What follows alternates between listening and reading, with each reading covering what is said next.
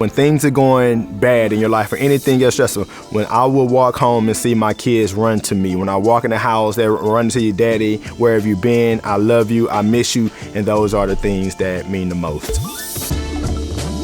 Early education is very important in our family. And I hear all the statistics about you have to learn these things by 3rd grade or it's harder to catch up. And so knowing that, with my son, I read to him hoping that he would get this love for reading.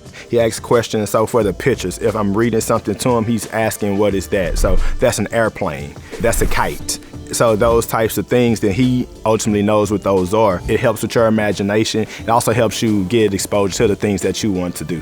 And even after we pick them up from school, we're asking them, what did you do today? What did you learn? What friends did you talk to? But we were always on the colors. What color is that? How many is that? And I think that goes a long way in instilling that confidence and showing you the things that you can do. The steps to empower parents certainly goes beyond baking cookies and die cuts and laminating copies. Empowering parents means that the teacher and the parent has consistent dialogue, open dialogue, where both are receptive to listening to what is necessary to make sure that a child is school ready, but also to give and take so that there's a proper exchange and that it's consistent. Consistent feedback helps parents to be able to course correct and make dynamic shifts while the process is going on instead of at the end of the process when a child has failed.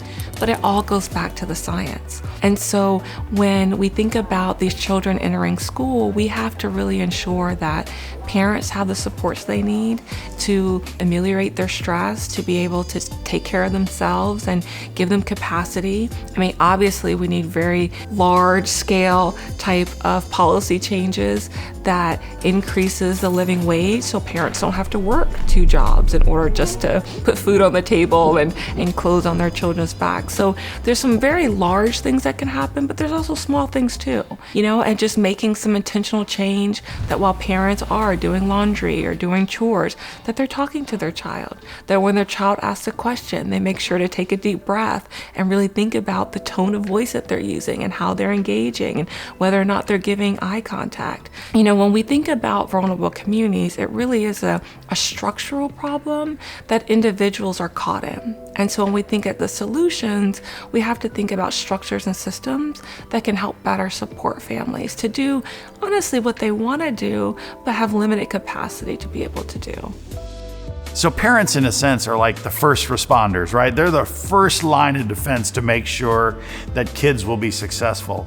But I think parents need to really embrace this idea of being a parent activist and this idea of knowing just a little bit about what it means to call your senator, to call your legislator, to call your county commissioner and tell them what you need. And I think the other thing that's really important to understand is that when we have so many low-income parents, that many times when you look at the research, it seems like zip code could be destiny for these children.